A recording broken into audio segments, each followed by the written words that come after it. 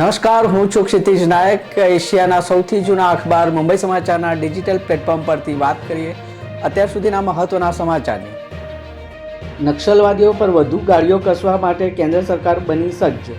કેન્દ્રીય ગૃહપ્રધાન અમિત શાહની આવતીકાલે 8 રાજ્યના સીએમ સાથે મહત્વની બેઠક. ચેમ્બુર આગ પ્રકરણે એકનાથ શિંદે સરકારે આપ્યા તપાસના આદેશ. પીડિત પરિવારને 5 લાખના વળતરની કરી જાહેરાત. આજે પરોઢિયે લાગેલી આગમાં 7 જણના મોત થયા હતા. લાતુરમાં સરકારી હોસ્ટેલની 50 વિદ્યાર્થીનીને થયું ફૂડ પોઈઝનિંગ. 30ને હોસ્પિટલમાં કરાઈ દાખલ. જોકે તમામની હાલત સ્થિર હોવાથી પ્રશાસને લીધો રાહતનો શ્વાસ. ચૂંટણીની તારીખની જાહેરાત પૂર્વે મુંબઈમાં મહાસંગ્રામ. મલાડમાં મીટ ચોકીના ઉદ્ઘાટનનું શ્રેય લેવા કોંગ્રેસ અને ભાજપના કાર્યકરો બાકડ્યા. જોકે પોલીસના જવાનોને પણ ધક્કે ચડાવાયાના વિડીયો વાયરલ.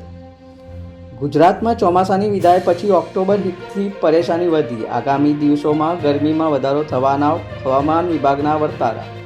જોકે આગામી અઠવાડિયામાં દક્ષિણ ગુજરાત સહિત સૌરાષ્ટ્રમાં વરસાદ સક્રિય થવાની અંબાલાલ પટેલે કરી ચોંકાવનારી આગાહી. ગુજરાતમાં હેલ્મેટના કાયદાનું ફરજિયાત અમલ કરાવવા મામલે હાઈકોર્ટે ફટકાર લગાવ્યા પછી ટ્રાફિક વિભાગ હરકતમાં. અમદાવાદમાં ત્રણ જ દિવસમાં 6500 લોકો સામે કાર્યવાહી. બિહારની સોન નદીમાં એક જ પરિવારના 7 બાળક ડૂબ્યા. 5 બાળકના મૃતદેહ મળતા ગામ આખું હિપકે ચડ્યું. 2 જણની શોધખોળ ચાલુ.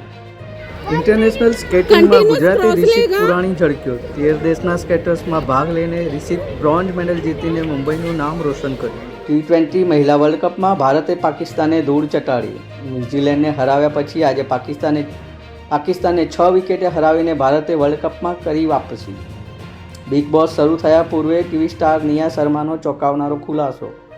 બિગ બોસમાં ભાગ નહીં લેતા સોરી કહીને ચાહકોને કર્યા કન્ફ્યુઝ. તો આવા જ ન્યૂઝ જોવા માટે જોતા રહો મુંબઈ સમાચાર ડિજિટલ. Thank you.